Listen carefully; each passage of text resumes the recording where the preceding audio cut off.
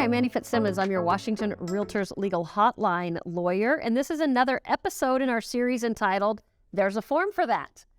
Let me reintroduce my friend Camden Schutte. Tell us a little bit about yourself. Yeah, I'm the designated broker for Coldwell Banker 360 team and 360 Property Management on Whidbey and Fidalgo Islands.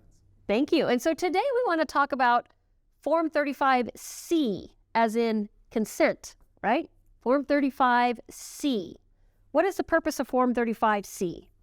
Well, if we remember from many videos ago, a buyer cannot provide to the seller any portion of the inspection report.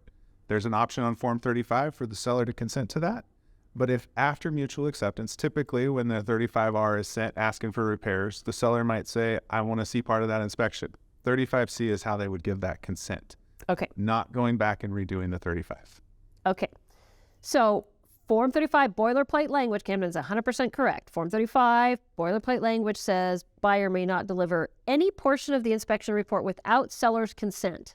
So there is boilerplate provided on the face of Form 35 where seller could mark a box in seller's response back to buyer, either accepting buyer's offer or countering buyer's offer. Seller could mark one of those boxes on the face of Form 35, and at the time of mutual acceptance, the seller would have consented to receive some or all of buyer's inspection report, right? Correct.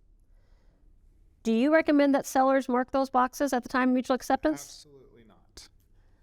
Why would you want to receive any portion of the report? But obviously, we need to talk to our sellers. Sellers may not understand why, but they should not receive any portion of that report. But if they want to, at least wait until they know what they're asking for. Yeah. And just like there's a form for that, there's also a video for that. In a different video or a different episode, not Camden and I, but we have a Washington REALTORS video describing why it is that sellers may not want to receive buyer's inspection report. So you can go back for that, but I agree with Camden 100%. Seller may not know why seller doesn't want to receive buyer's inspection report, but sellers don't want to receive buyer's inspection report. It might be up to you, listing broker, to give them the education that they need. But if they continue to insist that they want the inspection report, then Camden is right. If it comes later after they get the buyer's inspection request, then Form 35C as in consent is the form to use for giving that consent. Yep. Don't go back and revise the 35. There's a form to request that. Okay. What about this?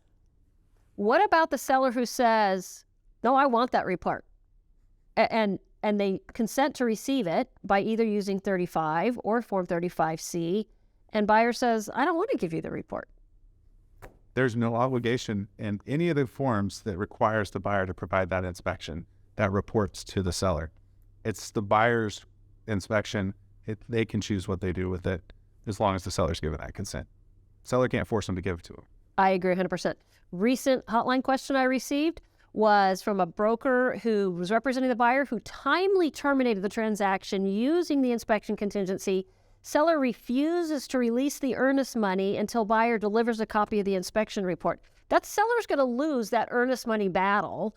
Both brokers, of course, need to advise their clients to seek legal counsel. But if that becomes a litigated matter, I put my money on the buyer on that one. And not only is the seller going to lose the earnest money, but they're going to have to pay buyer's legal fees probably. So again, in that scenario, both brokers should send their clients to legal counsel because the facts matter, and that may not be the conclusion for any given dispute. But more often than not, sellers, you do not have the right to buyer's inspection report. Listing brokers help your sellers to understand that. They can request it, they can consent to receive it, but they can't demand that buyer provide it. One more twist. All right. What about the buyer broker who pre-marks the box on the face of Form 35, marking a box that would have the seller consent, giving the seller's consent to receive some or all of buyer's inspection report as part of buyer's offer? Do you ever see that? I don't know that I've ever seen it. I would think that if I saw that, the buyer's broker is probably just being lazy and wants to be able to send a portion of it or copy and paste to the 35R instead of actually writing the language. But that's where you go back to having a conversation with your seller. Maybe everything else, all the other terms look good and they don't want to counter and they're okay consenting to that. Obviously, we would advise them not to and have that conversation and educate. But in real world practice, that's a conversation you have to have with your seller and let them make that determination. But I wouldn't check it. I wouldn't advise anyone except that. So again, markets are local. It actually surprises me to hear you say you've never seen that. I hear about that often on the legal hotline. I don't think it's an uncommon practice, at least in some parts of the state. Listing brokers, you have to be aware that a buyer's broker, a buyer, may pre-mark the seller's consent on the face of Form 35. Do not ever help a seller review a Form 35, assuming that you know everything that there is on the Form 35 and you don't need to pay attention to it.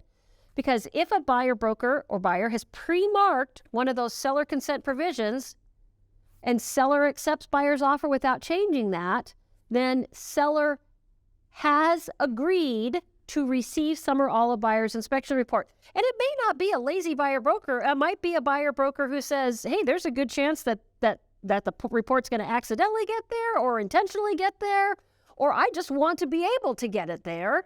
And so I'm not going to run the risk that seller may not consent. I'm going to pre-mark the Form 2 consent.